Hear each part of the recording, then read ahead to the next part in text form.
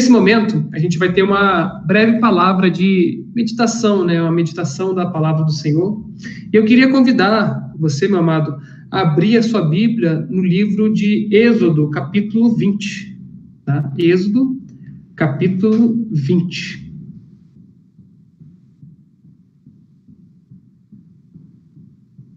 É um texto até bem conhecido. E essa nossa palavra, ela tem por objetivo abençoar famílias. É uma palavra sempre voltada para famílias. Esse é o nosso propósito. Eu queria que você meditasse nesse momento conosco nesse texto. Êxodo 20, verso 1 e verso 2. Que diz assim: Então Deus falou todas estas palavras. Eu sou o Senhor, seu Deus, que o tirei da terra do Egito, da casa da servidão. O texto que a gente leu agora, né, é um texto até relativamente conhecido. No entanto, esse texto que nós lemos é um dos pontos altos dos 5 livros da lei, né, o Pentateuco, os 5 primeiros livros da Bíblia. Nessa passagem é promulgada as 10 palavras, né, ou os 10 mandamentos, né, ou como também é conhecido, Decálogo. Essa palavra é promulgada para o povo de Deus, o povo de Israel. Israel era uma nação composta de 12 tribos, oriunda de 12 famílias, descendentes do patriarca Abraão. A gente já conhece essa história.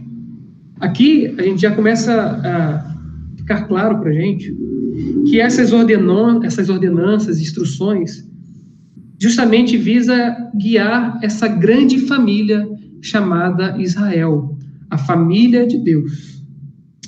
Toda essa história, a história dessa grande família, no entanto, ela poderia ser resumida em 4 termos, ou em 4 aspectos. Tá? O primeiro deles é a eleição do povo de Deus. Deus, ele escolhe esse povo. Deus, ele soberanamente, sem que haja nenhum mérito sobre esse povo, Deus, ele vai lá e escolhe Abraão, tira Abraão da terra dos caldeus, chama Abraão. Segundo termo que é claro nessa história dessa grande família, é que Deus, ele faz promessas para essas famílias. Deus vai lá, chama Abraão, escolhe Abraão e faz promessas soberanas, quais Abraão apenas as recebe pela fé.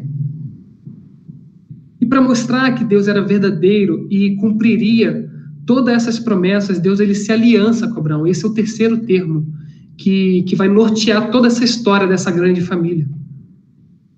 Deus faz uma aliança soberana. Aliança é a certeza, ou é a garantia de que Deus, que escolheu Abraão, cumpriria essas promessas. E um quarto aspecto é que Deus agora promulga uma lei.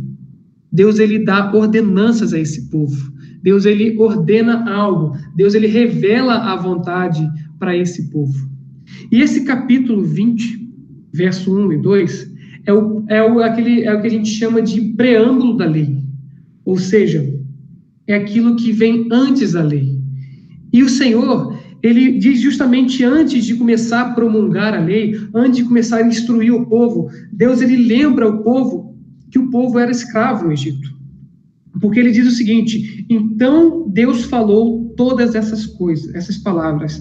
Eu sou o Senhor, seu Deus, que o tirei da terra do Egito, da servidão, da casa da servidão. Deus lembra o povo que, por causa agora da escolha de Deus, por causa das promessas que Deus tinha feito a Abraão, por causa do pacto que ele havia feito com Abraão, Isaac e Jacó, agora Deus resgata esse povo. Isso vai ficar muito mais claro quando a gente abre lá no livro de Deuteronômio, capítulo 7, você pode abrir comigo? Capítulo 7, verso 6 até o 11. Quando Deus olha para o povo e começa a dizer para o povo o seguinte: porque vocês são povo santo para o Senhor seu Deus. O Senhor seu Deus os escolheu para que de todos os povos que há sobre a terra vocês fossem o seu próprio povo. O Senhor os amou e os escolheu, não porque vocês eram mais numerosos do que outros povos, pois vocês eram o menor de todos os povos, mas porque o Senhor os amava. E para cumprir o juramento que tinha feito aos pais de vocês, o Senhor os tirou com mão poderosa e os resgatou da casa da servidão do poder de Faraó, rei do Egito. Portanto, saibam que o Senhor, seu Deus, é Deus. Ele é Deus fiel, que guarda a aliança e a misericórdia até 1000 gerações aos que amam e cumprem os seus mandamentos. Porém, ele retribui diretamente os que o odeiam, fazendo-os perecer. Ele não demora em castigar aqueles que o odeiam, prontamente lhes retribuirá. Portanto, guardem os mandamentos, os estatutos e os juízos que hoje eles mandam cumprir. A gente vê que a eleição, as promessas, a aliança de Deus é fruto puramente do amor do Senhor para com o seu povo. Assim, querido, no momento de pandemia, no momento que nós temos agora que lidar com a educação da nossa família, com a manutenção espiritual da nossa casa, Deus nos chama para reconhecer todos esses feitos que, antes que nós viéssemos obedecê-lo, nós temos que observar. E foi Deus que graciosamente nos escolheu. Foi o Senhor que graciosamente nos escolheu. Foi porque Ele nos amou, não porque Ele tenha visto algo de bom em nós. Assim como o povo de Israel era um povo pequeno, de pouco número, não havia nada que pudesse chamar a atenção do Senhor. Deus soberanamente ama aquele povo. Assim como hoje que nós estamos aqui orando, buscando o Senhor nos amou. O Senhor nos escolheu.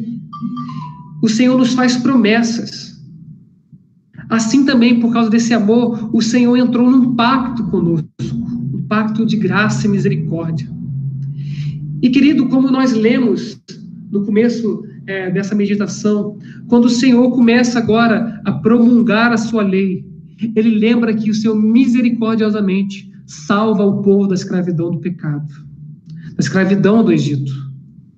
E aí sim, fará sentido obedecer a esse Senhor gracioso. Nós que estamos agora tendo que lidar com a educação das nossas famílias, até mesmo a educação espiritual, somos vetados de comparecer à igreja, de ouvir uma pregação talvez presencial, um estudo bíblico. Nós devemos sempre lembrar que a nossa obediência, o nosso muito fazer, não deve meramente ser proveniente de legalidade, de um desejo de ser aceito por Deus. Mas nós obedecemos, seguimos os mandamentos, cumprimos os estatutos, justamente porque o Senhor, antes da fundação do mundo, nos elegeu.